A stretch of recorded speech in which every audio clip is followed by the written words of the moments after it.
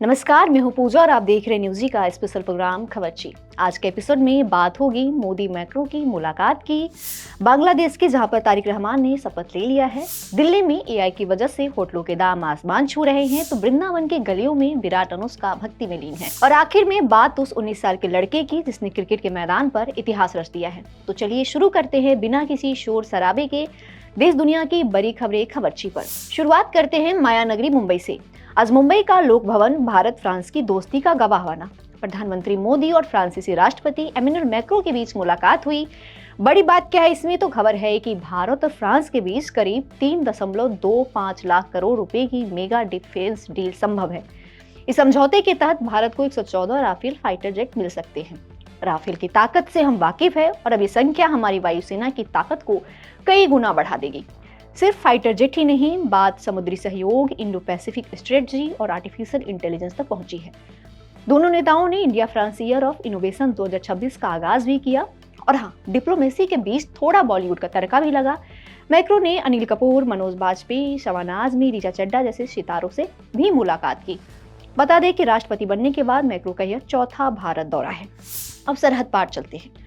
बांग्लादेश की सियासत में आज एक बड़ा पन्ना पलट गया है। तारिक रहमान अब बांग्लादेश के नए प्रधानमंत्री हैं। ढाका के संसद भवन में राष्ट्रपति मोहम्मद शहाबुद्दीन ने उन्हें पद की शपथ दिलाई।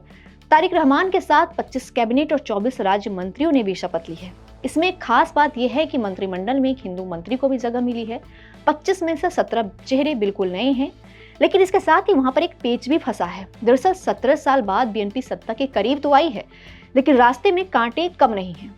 जुलाई चार्टर को लेकर सियासी घमासान वहां पर तेज हो गया है। इस चार्टर का मकसद प्रधानमंत्री की ताकत को कम करना और राष्ट्रपति को ज्यादा अधिकार देना है। चुनाव के साथ हुए जनमत संग्रह में 62% लोगों ने इसके पक्ष में वोट दिया था। अब तारिक रहमान के सामने चुनौती है कि वो इस जुलाई चार्टर के प्रावधानों और अपनी पार्टी की आपत्तियों के बीच तालमेल कैसे बिठाते हैं।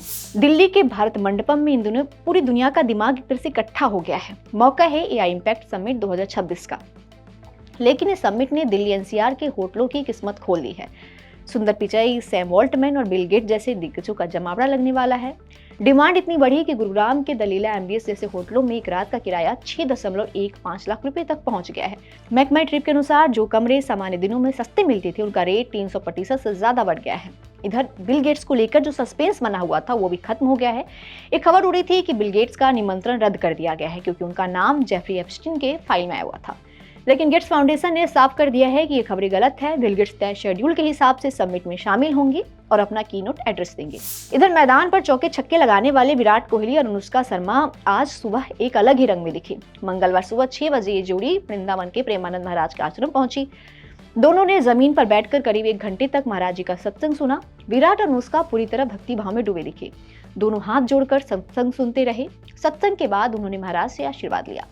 वापसी के दौरान थोड़ा ड्रामा भी वहां देखने को मिला। दरअसल वृंदावन की तंग गलियों में विराट की गाड़ी ट्रैफिक में फंस गई। जैसे ही लोगों को पता चला कि गाड़ी में किंग कोहली है, वहां पर भारी भीड़ जमा हो गई।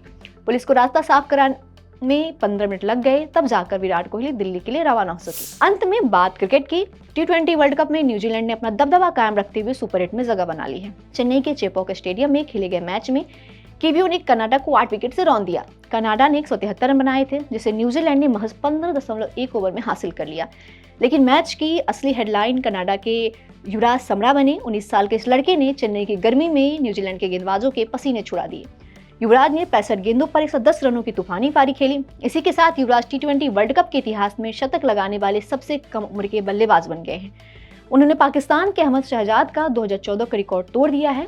तो खबरची के आज के एपिसोड में इतना ही। कल फिर मिलेंगे इसी वक्त इसी चैनल पर।